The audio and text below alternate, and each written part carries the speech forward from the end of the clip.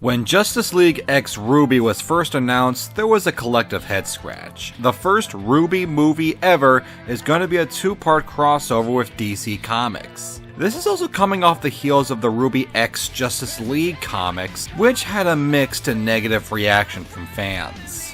Just for the record, I'm not a big DC fan. I mean, I've seen a handful of shows and movies, and they were pretty good, but I wouldn't call myself a DC buff like everyone else. However, I was open-minded. Some franchises didn't become household names until they had a crossover with a more famous property. I also gave the comic a read, and I found it to be enjoyable. When I read up on the production of the movie, I got excited.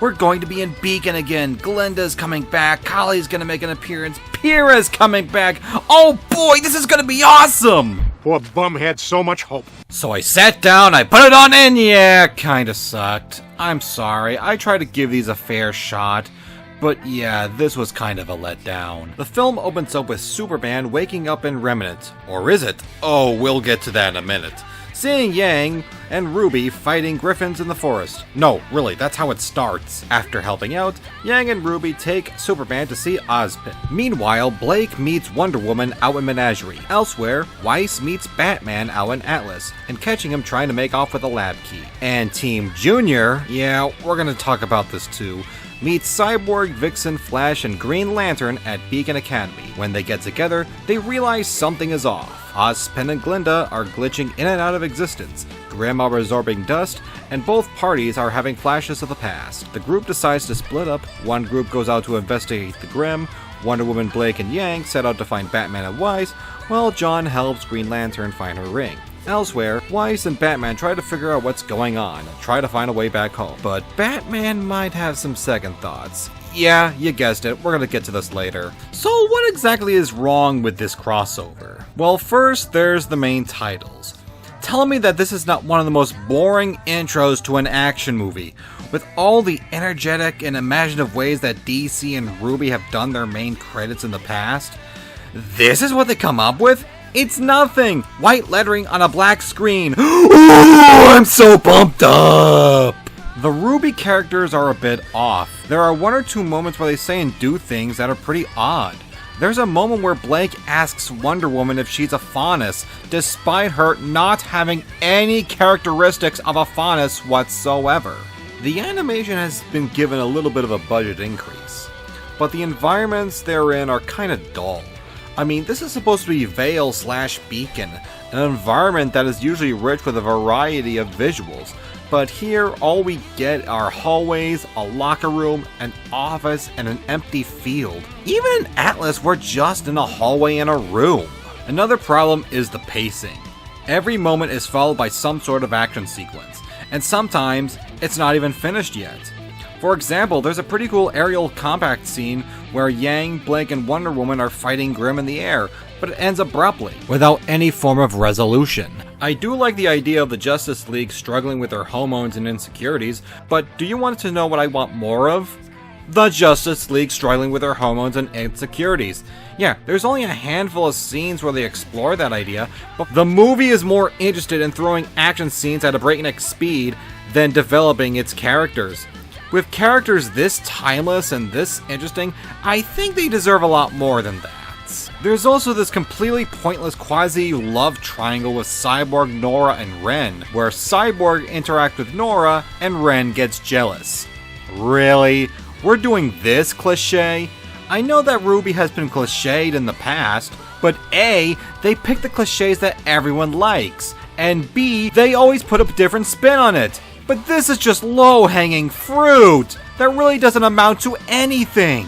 The one problem that brings it all down for me is the reveal of what's going on, which you can immediately pick up on at first viewing, so it's not much of a spoiler. For one, this doesn't take place in the Beacon arc, it takes place somewhere during the Atlas arc.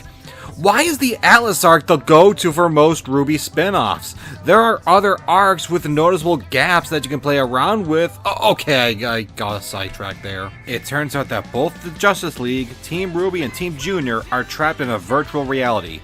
Not a cool one like in Tron or Cyber Chase, it's every digital world we've seen in every other show or movie.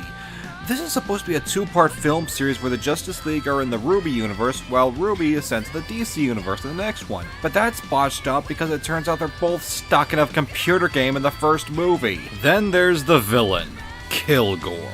I don't know if many DC fans like this guy or not, but I found him to be bland and forgettable. Out of all the imaginative and creative baddies in the DCU, this is the guy that's going to oppose the Justice League and RWBY? He's so lame that he's actually second banana to another villain. Gee, I wonder who that can be. If you want my honest opinion, Mr. Mxyzptlk should have been the villain. Imagine it, an omnipotent trickster that can do whatever he wants. We would have like a really cool version of Return of Harmony or something on our hands. I think another problem is that there's this forced character arc with RWBY trying to be a good leader. It's not bad, it just feels unnecessary. And there's really no payoff, so why have it in there? Speaking of which, yeah, let's talk about Batman. Everyone complained about his character arc of wanting to stay on Remnant because he has powers, unlike back at home where he has none. Honestly, I don't think this is entirely Rooster Teeth or Karubi's fault, mainly because this wasn't written by Miles and Carey. This was written by Megan Fritzman, who's helmed a lot of DC movies and comics. And from what I gathered, she has a less than stellar track record to say the least. I think this arc would have worked better for another hero like Beast Boy or Shazam, but not Batman. As much wrong they did Batman, Piera and to a minor extension John are done the most dirty. First off, Piera isn't even in this movie. It's a hologram created by Kilgore to throw John off. And like a frickin' moron, John falls for it. I know he has an emotional attachment to Piera, but he's not stupid enough to fall for such an obvious trick. You cannot be allowed to tell the Justice League.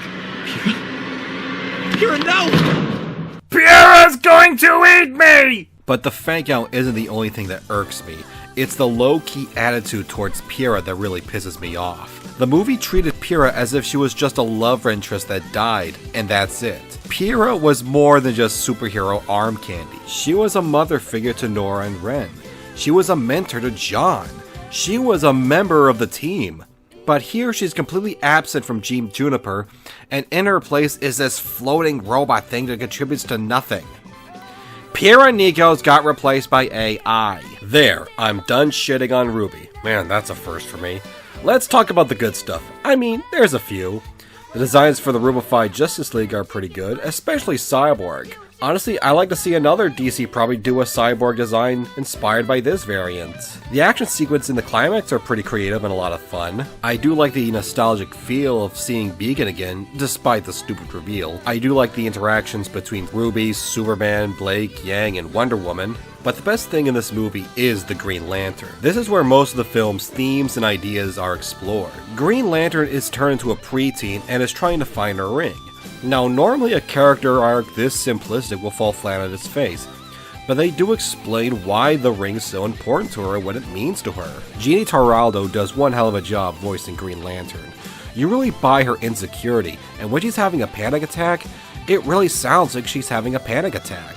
And I do like John helping through her predicament, while actually developing his character a bit. I guess my issue of Justice League x RWBY is despite having elements that I both hate and like, it's rather mediocre, and for something like RWBY in DC, that's a big crime.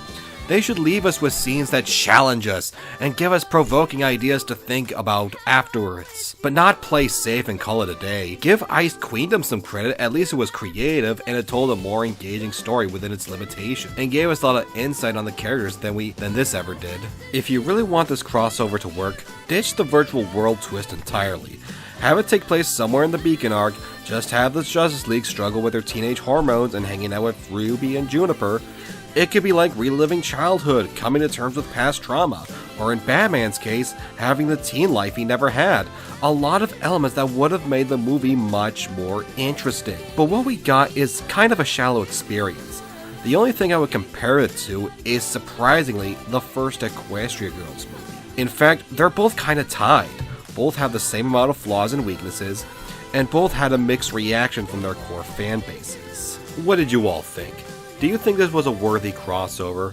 How about you, DC fans? Did you have fun with this? Did this get you interested in the RWBY series? Let me know in the comments below. As for me, this is another adaptation where I can safely say the book was better.